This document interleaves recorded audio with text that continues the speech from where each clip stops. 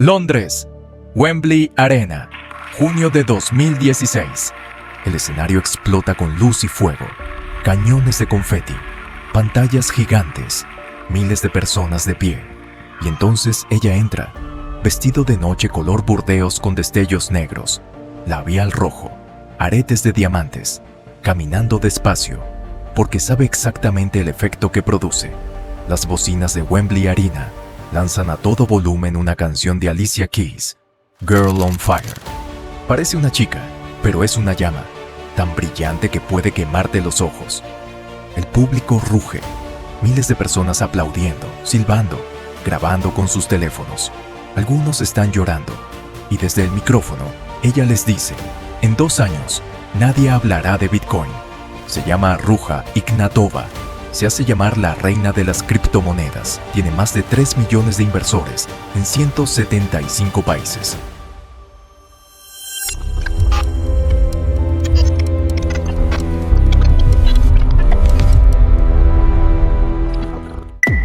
Lo que ninguno de esos inversores sabe esa noche en Wembley es que no existe ninguna criptomoneda. No hay blockchain, no hay minería, no hay tecnología. Hay una base de datos interna que Ignatova puede modificar cuando quiera, un número en una hoja de cálculo que ella controla completamente, y más de $4.000 millones en dinero real que los inversores acaban de transferir a sus cuentas. 16 meses después de esa noche en Wembley, Ruja Ignatova aborda un vuelo de presupuesto de Sofía a Atenas y desaparece. Hoy está en la lista de los 10 fugitivos más buscados del FBI. Es la única mujer en esa lista. El FBI ofrece $5 millones por información que lleve a su captura, y nadie sabe dónde está. Ruja Plamenova Ignatova nació el 30 de mayo de 1980, en Rusia, Bulgaria. Su familia emigró a Alemania cuando ella tenía 10 años. Creció en Schramberg, en el estado de Baden-Württemberg. Era, por todos los registros disponibles, extraordinariamente inteligente. Ganó una beca para estudiar en la Universidad de Constance. Se graduó en 2005 con un doctorado en Derecho Internacional Privado. Luego obtuvo una maestría en Derecho Europeo y Comparado en Oxford. Después, trabajó como consultora en McKinsey, asesorando a grandes instituciones financieras europeas y rusas. Era exactamente el tipo de credenciales que hace que la gente deje de hacer preguntas incómodas. Pero había un dato que casi nadie conocía. En 2012, Ignatova fue condenada por fraude en Alemania en relación con la adquisición de una empresa que poco después quebró en circunstancias dudosas. Recibió una sentencia suspendida de 14 meses de prisión, una señal de advertencia que prácticamente nadie investigó. En 2013 estuvo involucrada en un esquema de marketing multinivel llamado Bitcoin, y en 2014 fundó OneCoin. La idea era tan simple como audaz. Bitcoin estaba acaparando la atención del mundo. Los precios subían de manera que a la gente normal le parecía imposible no haberse subido antes. Y había un miedo enorme, el de perderse la siguiente ola. Ignatova y su cofundador, Carl Sebastian Greenwood, un especialista sueco en marketing multinivel con historial previo en esquemas cuestionables, lo vieron perfectamente. Diseñaron OneCoin para explotar exactamente ese miedo. La propuesta era sencilla. OneCoin era el Bitcoin mejorado, más rápido, más escalable, con respaldo académico, con un equipo creíble y, lo más importante, todavía a tiempo de comprar. Los paquetes de inversión iban desde el nivel principiante hasta el nivel Tycoon Trader. Cada paquete incluía tokens de OneCoin y materiales educativos sobre criptomonedas que en realidad eran material de marketing disfrazado. Los inversores recibían comisiones por reclutar a otros. Era una red de marketing multinivel clásica, envuelta en el lenguaje de la revolución financiera. El precio del OneCoin empezó en 54 centavos de dólar en 2014. Para finales de 2016 llegó a $32.17, un crecimiento de más del 5.000% en 2 años. No bajó ni una sola vez. Eso es lo que debería haberle dicho a todo el mundo, que algo estaba absolutamente mal. En los mercados financieros reales, los precios suben y bajan. Siempre, sin excepción. Un activo que sube perfectamente durante 2 años, sin retroceder una sola vez, no es un activo brillante. Es un fraude. Porque el precio del OneCoin no lo determinaba el mercado.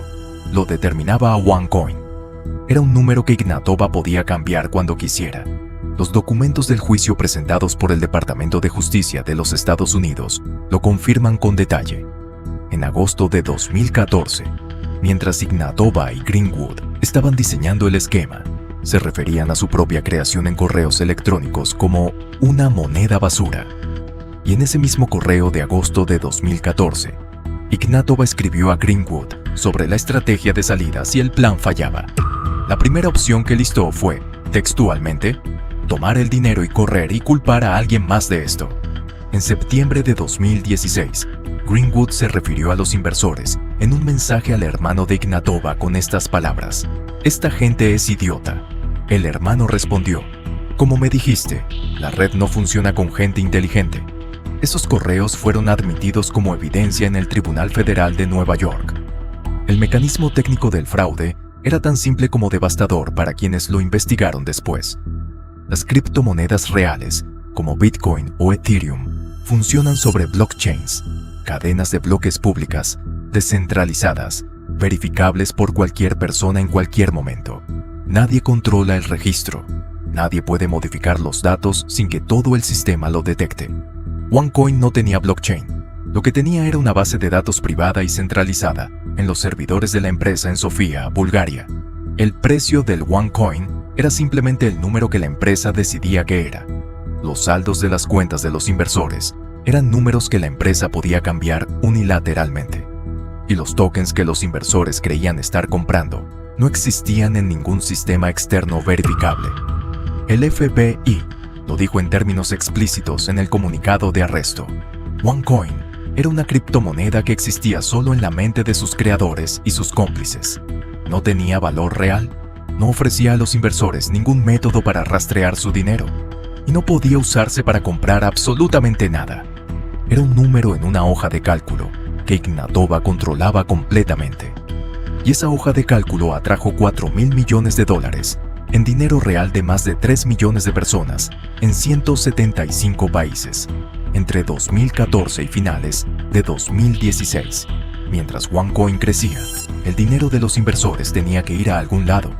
No podía quedarse simplemente en cuentas bancarias obvias, había que lavarlo. Mark Scott era socio de Lock Lord, una firma de abogados de primer nivel en los Estados Unidos. En 2016, comenzó a trabajar para OneCoin. Estableció una red de fondos de inversión falsos y cuentas bancarias offshore para mover el dinero de los inversores y hacerlo parecer inversiones legítimas. Scott lavó aproximadamente $400 millones para OneCoin. Recibió como compensación aproximadamente $50 millones en honorarios. Fue condenado en 2019 y sentenciado en enero de 2024 a 10 años de prisión. El juez también ordenó la confiscación de $392.940.000, más un yate, 2 autos Porsche y 4 propiedades inmobiliarias. Mientras Scott manejaba el lavado de dinero, Ignatova construía su perfil público con una energía casi compulsiva. Organizaba eventos masivos con producción de concierto de rock, Wembley Arena en Londres, el Centro de Convenciones de Macao, estadios en el sudeste asiático, Europa del Este y África. Se paraba frente a decenas de miles de personas y les decía que iban a cambiar el mundo financiero. Y la gente le creía, porque ella tenía doctorado de Oxford, porque se vestía con ropa de alta costura, porque hablaba con la seguridad de quien ha estudiado Derecho Internacional durante décadas, y porque en el contexto de los primeros años del auge cripto, cuando todo el mundo buscaba el próximo Bitcoin, las señales de advertencia eran muy fáciles de ignorar si uno no sabía exactamente qué buscar.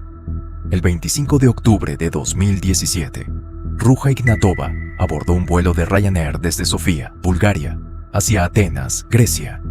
Era un vuelo de bajo costo, clase turista, sin nada que lo distinguiera, y nunca más fue vista públicamente. ¿Qué ocurrió? Los investigadores determinaron varios puntos clave. Ignatova había colocado micrófonos en el apartamento de su novio estadounidense. A través de esas grabaciones descubrió que él estaba cooperando con una investigación federal sobre OneCoin. También tenía acceso a información filtrada de reuniones de Europol, incluyendo presentaciones internas de estrategia de las autoridades policiales. Sabía que la cerraban. Se fue antes de que lo hicieran. El 12 de octubre de 2017, 13 días antes de su vuelo, el Departamento de Justicia de los Estados Unidos la había cargado formalmente con fraude electrónico, fraude de valores y lavado de dinero. Un juez federal en Nueva York había emitido una orden de arresto. Ella lo sabía. Lo que no se sabe con certeza es qué pasó después de Atenas. Su hermano Konstantin declaró posteriormente que la última comunicación que tuvo con ella fue justo antes de que desapareciera, cuando ella le dijo que había conseguido un gran pasaporte. Le pidió que le reservara vuelos a Viena y luego a Atenas. 9 meses después de la desaparición de Ruja, en julio de 2018, Carl Sebastian Greenwood fue arrestado en su residencia en la isla de Koh Samui, Tailandia. Fue extraditado a los Estados Unidos. En marzo de 2019, Konstantin Ignatov, el hermano de Ruja que asumió el liderazgo de OneCoin tras la desaparición de su hermana, fue arrestado en el Aeropuerto Internacional de Los Ángeles cuando regresaba a Bulgaria después de un viaje de negocios. Se declaró culpable de fraude y lavado de dinero en 2019 y cooperó con las autoridades durante meses antes de ser sentenciado. En diciembre de 2022, Carl Greenwood se declaró culpable de conspiración para cometer fraude electrónico y lavado de dinero. El 12 de septiembre de 2023, el juez federal Edgardo Ramos dictó sentencia, 20 años de prisión y la confiscación de $300 millones. El fiscal Damian Williams lo calificó como uno de los mayores esquemas de fraude jamás perpetrados. En junio de 2022, el FBI añadió a Ruja Ignatova a su lista de los 10 fugitivos más buscados. Es la única mujer en esa lista en este momento. De los 529 fugitivos que han aparecido en esa lista desde que se creó en 1950, ella es una de solo 11 mujeres. La recompensa por información que lleve a su captura es de $5 millones. En abril de 2026, el Departamento de Justicia abrió un proceso de reclamación para las víctimas del esquema OneCoin. El fondo disponible, $40 millones, de los $4.000 millones robados. Es el 1%. ¿Dónde está Ruja Ignatova? Nadie lo sabe con certeza. El FBI dice que la considera viva hasta que haya evidencia documentada de lo contrario. Hay teorías. Documentos policiales búlgaros, citados por el medio de investigación BIRD en febrero de 2023 y reportados por la BBC, afirman que una fuente señaló que Ignatova fue asesinada en noviembre de 2018 a bordo de un yate en el mar Jónico, por orden de un capo del crimen organizado búlgaro, identificado como Taki Christoforos Amanatidis, quien supuestamente había invertido en OneCoin y quería recuperar su dinero. Según esa versión, fue descuartizada y arrojada al mar. El FBI, sin embargo, trata el caso como activo y dice creer que está viva. Otras teorías la ubican en Rusia, en los Emiratos Árabes Unidos, o protegida por figuras políticas en Bulgaria, bajo una identidad nueva, posiblemente con cirugía plástica. Lo que sí está documentado, en 2024, un tribunal británico de alto nivel emitió órdenes globales de congelación de activos contra Ignatova y varios de sus asociados, como parte de una demanda civil presentada por más de 400 víctimas a través del bufete Mishcon de Reya. Y también está documentado que en los registros de propiedades en Dubái, filtrados como parte de la investigación Dubai Unlocked del OCCRP en 2024, aparecen propiedades de lujo ligadas a Ignatova y a 11 de sus asociados de OneCoin. El dinero circula, ella no aparece. Lo que este caso dice sobre el sistema financiero no es solo que fue posible robar $4.000 millones con una base de datos falsa, es que fue posible hacerlo durante 3 años, a plena luz del día, frente a millones de personas, en Wembley Arena y en estadios de todo el mundo, con una mujer en un vestido de gala prometiendo una revolución financiera que nunca existió. La pregunta que este caso deja no es técnica, no es sobre blockchain ni sobre regulación cripto. Es una pregunta sobre confianza, sobre cómo funciona la autoridad académica cuando alguien la usa para mentir, sobre cómo funciona el miedo a perderse una oportunidad, sobre cómo 3 millones de personas de 175 países pueden transferir su dinero a una hoja de cálculo que controla una sola persona y ningún regulador, banco ni institución levanta una alerta a tiempo. Ruja Ignatova escribió en 2014 que la opción número 1 era tomar el dinero y correr y culpar a alguien más. En octubre de 2017, hizo exactamente eso. Y mientras sus cofundadores cumplen sus condenas en cárceles federales de los Estados Unidos, ella sigue en algún lugar del mundo, con $5 millones de recompensa por su captura, y con preguntas que nadie ha podido responder todavía. Si este caso te atrapó, deja en los comentarios cuál quieres que investiguemos después. El caso de FTX y Sam Bankman-Fried, el joven de 30 años que manejó $11.000 millones de clientes como si fueran fondos personales.